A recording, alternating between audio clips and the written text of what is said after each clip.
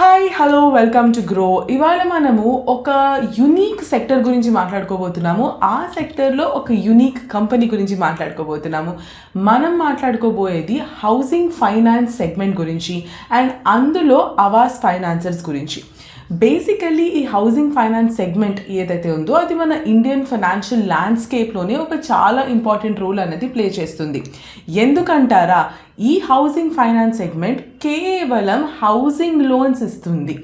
So ఒక bank కానీ ఒక ఫైనాన్షియల్ ఇన్స్టిట్యూషన్ కానీ తీసుకుంటే ఎన్నో రకరకాల రిక్వైర్మెంట్స్కి ఎన్నో రకరకాల లోన్స్ ఇస్తారు.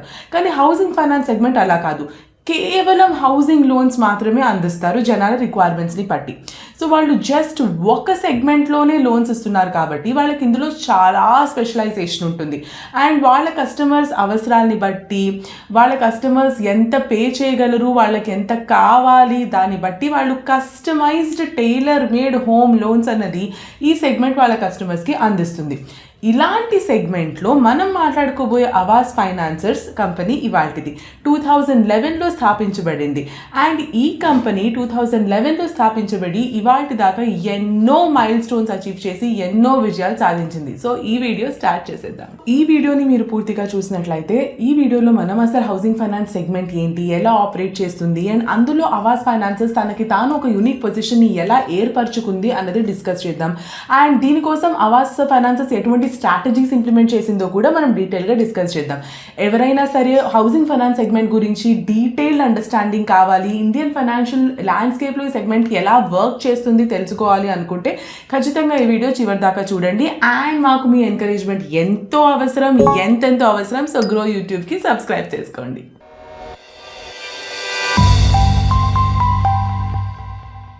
ఇవాళ మనం మాట్లాడుతున్న ఈ ఆవాస్ ఫైనాన్సర్స్ కంపెనీ 2011లో స్థాపించబడిందని మనం ఆల్రెడీ మాట్లాడుకున్నాం. కానీ ఎప్పుడైతే ఇది 2011లో స్థాపించబడిందో అప్పుడు ఇది ఏయూ స్మాల్ ఫైనాన్స్ బ్యాంక్, పేరు వినే ఉంటారు, ఆ ఏయూ స్మాల్ ఫైనాన్స్ బ్యాంక్కి సబ్సిడరీ లాగా స్థాపించబడింది.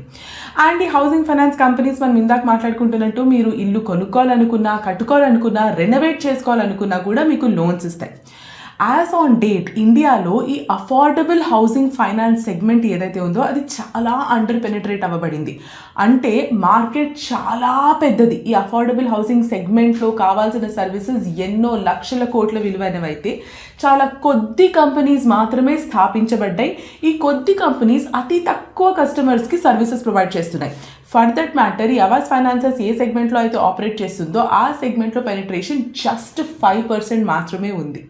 సో ఇన్నేళ్లగా స్థాపించబడి ఇంత ఆపరేట్ చేస్తున్న ఆవాస్ ఫైనాన్సర్స్ కంపెనీ కూడా అఫోర్డబుల్ హౌసింగ్ సెగ్మెంట్లో జస్ట్ 5% మాత్రమే క్యాప్చర్ చేయగలిగింది. అంటే మీరు ఒకసారి ఇమాజిన్ చేసుకోండి అసలు ఈ మార్కెట్ ఎంత పెద్దది అండ్ ఆవాస్ ఫైనాన్సర్స్కి రానున్న ఇయర్స్లో ఎంత గ్రోత్ ఉంది, అది ఎంత కొత్త కొత్త బిజినెస్లని కేటర్ చేయగలదు, ఎంతమందికి హౌసింగ్ ఫైనాన్స్ లోన్స్ ఇవ్వగలదు, అండ్ తనకి తాను ఇంకెన్ని యావెన్యూస్ ఆఫ్ గ్రోత్ క్రియేట్ చేసుకోగలదో మీరు ఇప్పుడే ఊహించవచ్చు. సో ఈ హౌసింగ్ ఫైనాన్స్ సెగ్మెంట్లో కూడా ఆవాస్ ఫైనాన్సెస్ తనకి తాను ఒక నీష్ అంటే అరుదైన సెగ్మెంట్ని క్రియేట్ చేసుకుంది. అదే అఫోర్డబుల్ హౌసింగ్ ఫైనాన్స్. అంటే ఏంటి, బేసికలీ ఆవాస్ ఫైనాన్స్ వాళ్ళ కస్టమర్స్ ఎవరైతే ఉన్నారో చాలామంది రూరల్ లేదా సెమీ అర్బన్ ఏరియాస్ నుంచి హౌసింగ్ లోన్స్ కోసం ఈ కంపెనీకి వస్తారనమాట. మోస్ట్ ఆఫ్ దెమ్ వీళ్ళు మిడిల్ క్లాస్ లేదా lower middle class segment of income కలిగిన వాళ్ళని మనం చెప్పుకోవచ్చు. చాలామంది దాదాపు సెల్ఫ్ ఎంప్లాయిడ్ ఉంటారు, అంటే ఎవరికి వాళ్ళు ఏదో ఒక బిజినెస్ చేస్తూ ఉంటారు. కానీ వీళ్ళు rural and semi urban areas నుంచి హేల్ అవుతున్నారు కాబట్టి వీళ్ళకి బుక్స్ ఆఫ్ అకౌంట్స్ మెయింటైన్ చేయడానికి కానీ, లేదా ఇన్కమ్ ట్యాక్స్ రిటర్న్స్ వేసి కానీ, లేదా వాళ్ళకి అసలు ఎంత ఆదాయం వస్తుంది అన్నదానికి ఒక డాక్యుమెంటేషన్, ఒక ప్రూఫ్ ఉండదు. ఇప్పుడు ఇలాంటి కస్టమర్సే suppose without any documentation banks లేదా ఇతర ఫైనాన్షియల్ ఇన్స్టిట్యూషన్స్ వాళ్ళ లోన్స్ కోసం వెళ్తే ఆబ్వియస్లీ వాళ్ళకి లోన్స్ దొరకవు. అక్కడే ఆవాస్ ఫైనాన్సర్స్ మనకి పిక్చర్లోకి వస్తుంది. సో ఇలాంటి కస్టమర్స్ని టార్గెట్ చేసి వీళ్ళకి హౌసింగ్ లోన్స్ ఇవ్వడం ద్వారా ఆవాస్ ఫైనాన్సర్స్ అఫోర్డబుల్ హౌసింగ్ సెగ్మెంట్లో తనకి తాను ఒక స్పెషాలిటీ క్రియేట్ చేసుకుంది. సో ఏదైనా బ్యాంక్ కానీ ఫైనాన్షియల్ ఇన్స్టిట్యూషన్ కానీ అసలు ఎలా ఫంక్షన్ అవుతుంది, బేసికలీ వాళ్ళు వడ్డీకి డబ్బులు తెచ్చుకుని అవే డబ్బుల్ని మళ్ళీ వడ్డీకి లోన్స్ ఇస్తారు. కానీ వాళ్ళు ఏ వడ్డీకి అయితే డబ్బులు తెచ్చుకుంటారో ఆ రేట్ ఆఫ్ ఇంట్రెస్ట్ వాళ్ళు ఇచ్చే లోన్స్ పైన వచ్చే రేట్ ఆఫ్ ఇంట్రెస్ట్ కన్నా చాలా తక్కువ. సో ఈ డిఫరెన్సే ఏ బ్యాంకుకి కానీ ఫైనాన్షియల్ ఇన్స్టిట్యూషన్కి కానీ ఇన్కమ్ అవుతుంది, ప్రాఫిట్ మార్జినే ఈ డిఫరెన్స్ అన్నమాట. అయితే మనం మాట్లాడుకుంటున్న అవాస్ ఫైనాన్సర్స్కి మంచి క్రెడిట్ రేటింగ్ ఉంది, చాలా ఇంటిగ్రిటీ అండ్ ఎఫిషియన్సీతో బిజినెస్ చేయడం వల్ల ఈ ఒక రెప్యుటేషన్ ఈ కంపెనీకి ఏర్పడింది. సో బేసికలీ అవాస్ ఫైనాన్సర్స్ ఎప్పుడైతే డబ్బులు వడ్డీకి తెచ్చుకుంటుందో అప్పుడే దాని కాస్ట్ ఆఫ్ బారోయింగ్ అంటే రేట్ ఆఫ్ ఇంట్రెస్ట్ చాలా తగ్గిపోతుంది. సో ఇది ఏ బ్యాంక్ లేదా ఫైనాన్షియల్ ఇన్స్టిట్యూషన్కైనా కామన్ అయినప్పుడు మన అవాస్ ఫైనాన్సర్స్ ఎలా డిఫరెన్షియేట్ చేసుకోగలుగుతుంది? ఆ డిఫరెన్స్ నేను చెప్తాను. సో బేసికలీ ఎప్పుడైతే తమ బారోయింగ్ కాస్ట్ తగ్గిపోతుందో ఆ బారోయింగ్ కాస్ట్లో వచ్చిన రేట్ ఆఫ్ ఇంట్రెస్ట్ సేవింగ్ లేదా డిడక్షన్ ఏదైతే బెనిఫిట్ ఉందో అది అవాస్ ఫైనాన్సర్స్ తమ యొక్క కస్టమర్స్కి పాస్ ఆన్ చేస్తారు. సో అవాస్ ఫైనాన్సర్స్ గుర్తిస్తుంది ఈ విషయం ఏంటి, తమ కస్టమర్స్ చాలామంది రూరల్ ఏరియాస్ లేదా సెమీ అర్బన్ ఏరియాస్ నుంచి వస్తారని and lower middle class segment of income కలిగిన వాళ్ళని. సో అటువంటి కస్టమర్స్కి అవాస్ ఫైనాన్సర్స్ ఒక రేట్ ఆఫ్ ఇంట్రెస్ట్ని తగ్గించే బెనిఫిట్ ఇస్తుంది. సో అవాస్ ఫైనాన్సర్స్కి ఒకవేళ వడ్డీ రేట్ తగ్గితే ఆ బెనిఫిట్ డైరెక్ట్లీ తమ కస్టమర్స్కి పాస్ చేస్తుంది అవాస్ ఫైనాన్సర్స్. సో ఈ రేట్ ఆఫ్ ఇంట్రెస్ట్లో ఏదైతే డిఫరెన్స్ కలిగి ఉందో దాన్ని బ్యాంకింగ్ టర్మినాలజీలో స్ప్రెడ్ అంటారు, అంటే lending rate minus borrowing rate అని అర్థం. సో మనం కనుక స్క్రీన్ మీద నంబర్స్ చూసినట్లయితే అవాస్ ఫైనాన్సర్స్ యొక్క స్ప్రెడ్ గత 7 సంవత్సరాలుగా ఫ్లాట్ ఉంది, అంటే పెరగట్లేదు. అంటే కంపెనీ తనకి తాను ప్రాఫిట్ మార్జిన్ని ఎంజాయ్ చెయ్యకుండా తమ కస్టమర్స్కి రుణాలు తక్కువ రేట్ ఆఫ్ ఇంట్రెస్ట్కి అందిస్తుందని అర్థం. సో ఇప్పుడు మీకు అనిపించవచ్చు ఏ కంపెనీ అయినా చేసేది ఇదే కదా? కాదు, ఎందుకంటే ప్రూఫ్ మనం స్క్రీన్ మీద చూద్దాం. సో మనము అవాస్ ఫైనాన్సర్స్ యొక్క పియర్ అయిన యాక్టర్స్తో నంబర్స్ కంపేర్ చేసి చూద్దాం. సో రెండు కంపెనీస్కి గాను బారోయింగ్ కాస్ట్లో డిఫరెన్షియల్ రేట్ ఆఫ్ ఇంట్రెస్ట్ 1% ఉంది, కానీ లెండింగ్ రేట్ ఆఫ్ ఇంట్రెస్ట్లో డిఫరెన్స్ 4% ఉంది. అవాస్ ఫైనాన్సర్స్ 4% తక్కువ రేట్ ఆఫ్ ఇంట్రెస్ట్కి లోన్స్ ఇవ్వగలుగుతుంది అని అర్థం. సో ఈ స్ట్రాటజీని కంపెనీకి తమ కస్టమర్స్ మధ్యలో ఒక మంచి పేరు అండ్ పొజిషన్ని క్రియేట్ చేసింది. అండ్ మనం ఇందాక మాట్లాడుకున్నట్లే ఈ అఫోర్డబుల్ హౌసింగ్ ఫైనాన్స్ సెగ్మెంట్ ఏదైతే ఉందో మోస్ట్ ఆఫ్ ద మార్కెట్ అన్పెనిట్రేటెడ్ ఉంది. బట్ ఇలాంటి ప్రాక్టీసెస్ అడాప్ట్ చేసుకోవడం వల్ల అవాస్ ఫైనాన్సర్స్కి ఫ్యూచర్లో మార్కెట్ షేర్ చాలా ఎక్కువ పెరిగే ఛాన్సెస్ కూడా ఉన్నాయి. ఈ కంపెనీ యొక్క ఇంకొక స్ట్రాంగ్ పాయింట్ ఏంటంటే వాళ్ళ టెక్నాలజికల్ ఫ్రేమ్వర్క్ చాలా బలంగా ఉండడం. అండ్ ఈ కంపెనీ ఏదైతే మార్కెట్ పెనిట్రేషన్ చేయగలిగిందో అది కూడా తమ స్ట్రాంగ్ బ్రాంచ్ నెట్వర్క్ ద్వారా చేయగలిగింది. సో అవాస్ ఫైనాన్సర్స్ కంపెనీకి కస్టమర్ అప్రైజల్ సిస్టమ్ చాలా యూనిక్ ఉంటుంది. అండ్ ఈ కంపెనీ మేనేజ్మెంట్కి లీడర్షిప్కి ఈ కంపెనీ ఆపరేట్ చేసే సెగ్మెంట్ గురించి మంచి బిజినెస్ అండర్స్టాండింగ్ ఉంది. అండ్ ఫర్ దాట్ రీజన్ ఈ కంపెనీ యొక్క ALM అంటే అసెట్ లయబిలిటీ మేనేజ్మెంట్ ఏదైతే ఉందో అది చాలా స్ట్రాంగ్ ఉంది. అసెట్ లయబిలిటీ మేనేజ్మెంట్ స్ట్రాంగ్ ఉంది అంటే అర్థం బేసికల్లీ ఏంటంటే ఈ కంపెనీ యొక్క అసెట్స్ తమ లయబిలిటీస్ కన్నా చాలా ఎక్కువ ఉన్నాయని.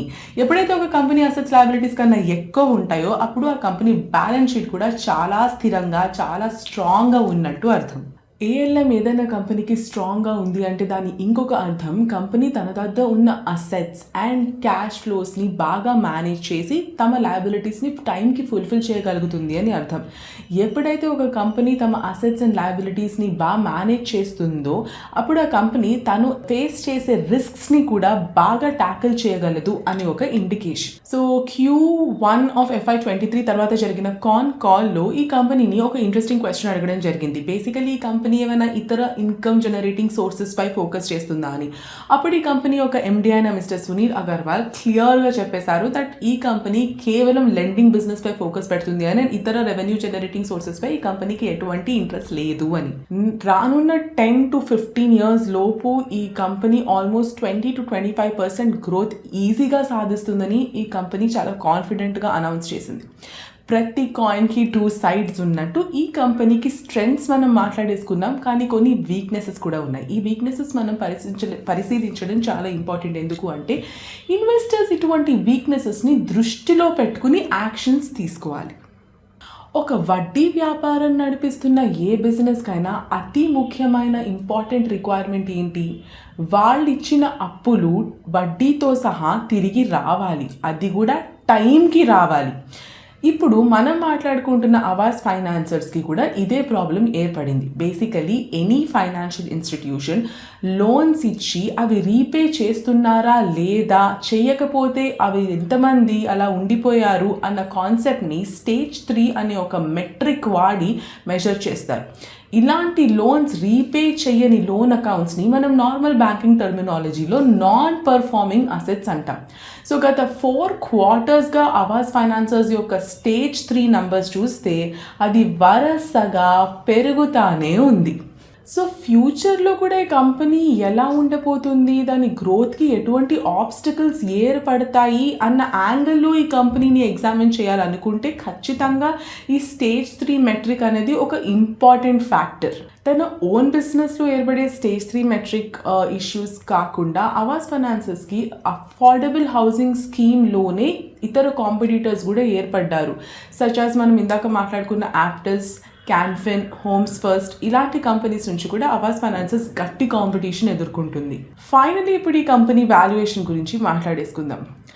కోవిడ్ తర్వాత ఉన్న immediate few days interest rates అన్నీ కూడా టపా పడిపోయాయి. అవండి మంచి రోజులు. ఏ లోన్ తీసుకుందామన్నా ఇంట్రెస్ట్ రేట్ తగ్గిపోయింది. ఫర్ దట్ మ్యాటర్ ఆవాస్ ఫైనాన్సెస్కి కూడా అవే మంచి రోజులు. Share price almost 3000 rupees per share దాకా టచ్ అయింది. సో ఈ కారణంగా కంపెనీ యొక్క పిఈ కూడా 5.1 టైమ్స్కి పెరిగింది. అఫ్కోర్స్ ఇది చాలా మంచి ప్రీమియంని కూడా కమాండ్ చేస్తుంది.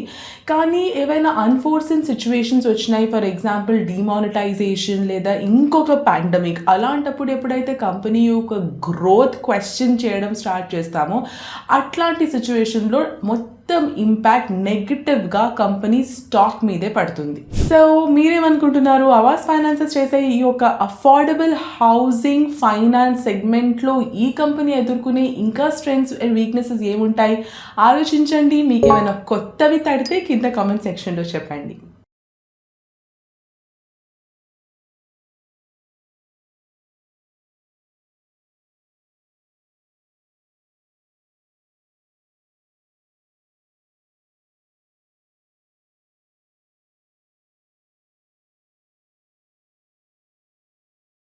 Investment in securities market are subject to market risks. Read all the related documents carefully before investing. Please read the risk disclosure documents carefully before investing in equity shares, derivatives, mutual fund, and or other instruments traded on the stock exchanges.